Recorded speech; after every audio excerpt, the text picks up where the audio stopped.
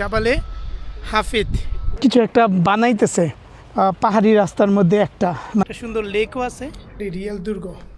এখানে আমার যে ভাইরা এখানে খেলতেছে। বিসমিল্লাহির রহমানির রহিম, আসসালামু আলাইকুম। তো আজকে হলো আবুধাবিতে আমাদের 6 নম্বর দিন।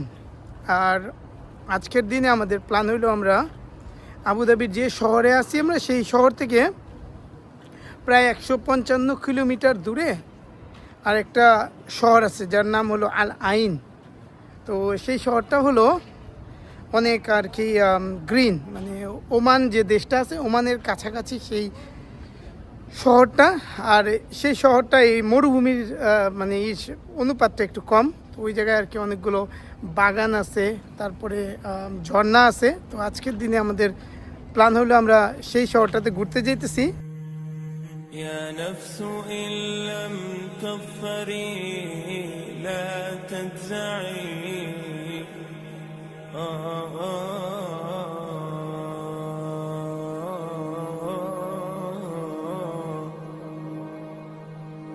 يا نفس إن لم تظفري لا تجزعي وإلى موائد جود مولاك ارعي يا نفس إلا আমরা প্রায় 2 ঘন্টা ড্রাইভ করে ফাইনালি এই পাহাড়টার উপরে আসছি। এই পাহাড়টার নাম হলো জাবালে হাফিদ। তো এই পাহাড়টা হলো ভূপৃষ্ঠ থেকে প্রায় 1250 মিটার উপরে।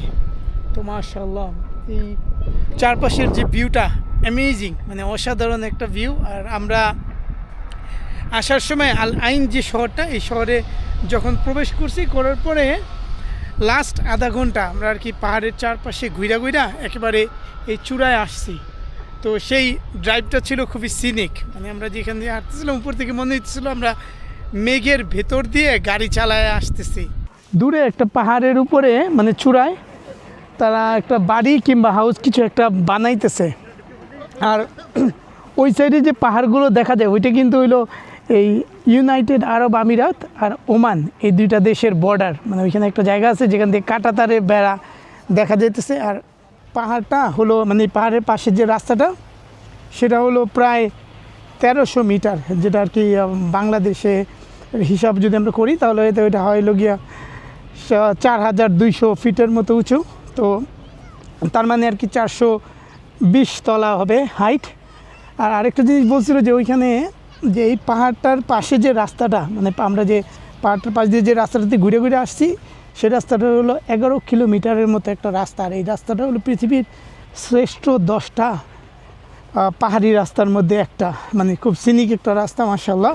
তো আমরা এই আল আইন শহরে আসার পরে পাহাড়ের চূড়ায় আসতে আমাদের লাগছে হলো প্রায় আধা ঘন্টার মতো। তো আমরা আর কি এই 11 কিলোমিটার রাস্তা দিয়ে খুব অল্প স্পিডে মেবি 40 কিলোমিটার পার আওয়ার এরকম একটা স্পিডে আমরা পাহাড়ের চূড়ায় আসছি। তো মাশাআল্লাহ মানে আমার এখান থেকে খালি চোখে কতটুকু দেখা যায় আমি জানি না, কিন্তু আমার মানে আর কি আমার ক্যামেরাতে কতটুকু দেখা যায় আমি জানি না, কিন্তু আমার খালি চোখে আমি এখান থেকে দেখতে পারতেছি মাশাআল্লাহ মানে খুবই সিনিক ভিউ।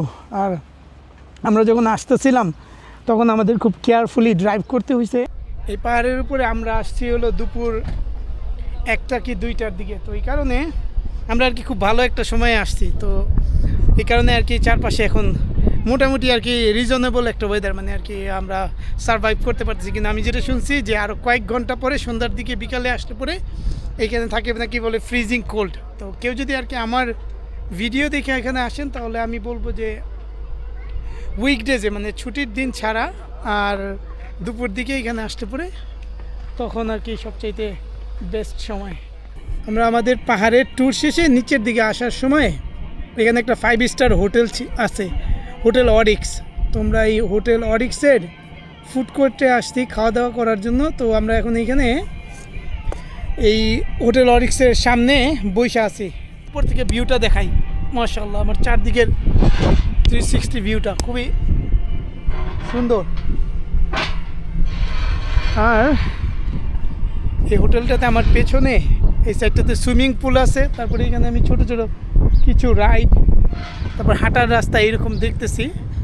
তো মাশাআল্লাহ মানে একই পাহাড়ের উপরে, এত উঁচু পাহাড়ের উপরে তারা কি সুন্দর একটা হোটেল বানাইছে।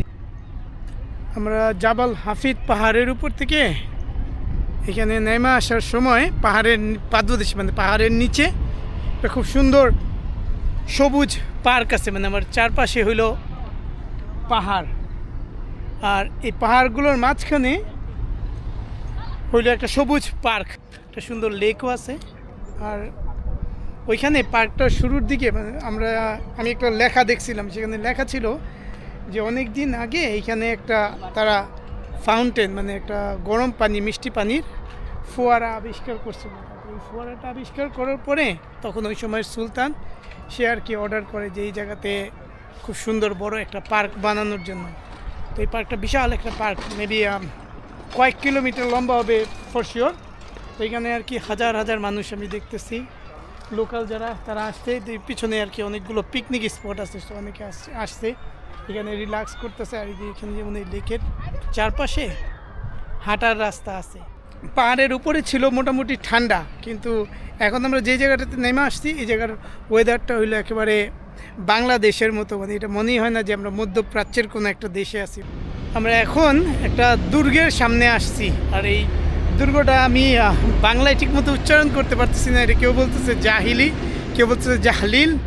তো এনিওয়ে মানে আমরা আর কি এই দুর্গটার কাছে আসছি। তো আমি এখন এই দুর্গটার ভেতরে যাইতেছি, আমরা এখন এই দুর্গটার ভেতরে হাঁটাহাঁটি করতেছি। তো এই দুর্গটা কিন্তু একেবারে সত্যিকারই রিয়েল দুর্গ।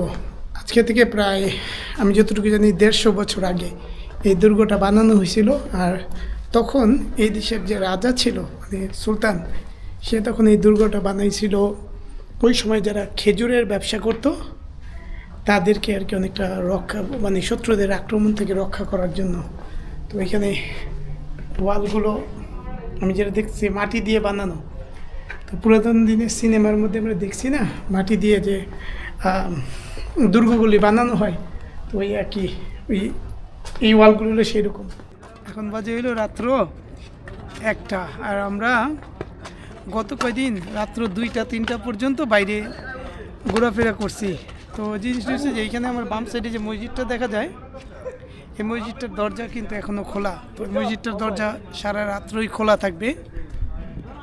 আর একটা জিনিস দেখাই, এখানে আমার যে ভাইরা এখানে খেলতেছে তারা মোটামুটি সবাই এখানে দিনের বেলা অনেক কর্মব্যস্ত জীবন কাটায়, আর রাত্রেবেলা আমি যতটুকু তাদের কাছে শুনছি এটা হলো তাদের রেগুলার একটা এন্টারটেইনমেন্ট অ্যাক্টিভিটি, মানে এটা এখানে তারা আর কি অনেক রাত্র পর্যন্ত রেগুলার। আমরা আসার পরে আর কি বাইরে ঘোরাঘুরি করছে, আর আমরা না আসতে পরে তারা সাধারণত এইখানেই রাত্র 2টা পর্যন্ত ব্যাডমিন্টন খেলে, আড্ডা মারে। ওইখানে কয়েকজন ভাই চা নিয়ে আসছে, তারা চা খাইতেছে, আড্ডা মারতেছে। আর মাশাআল্লাহ মানে আমার কাছে এই পরিবেশটা খুবই ভালো লাগে, দেখেন এখানে খুব কোয়াইট এনভায়রনমেন্ট, কিন্তু তার মধ্যেও মানে আর সবাই তাদের মতো করে এনজয় করতেছে মাশাআল্লাহ।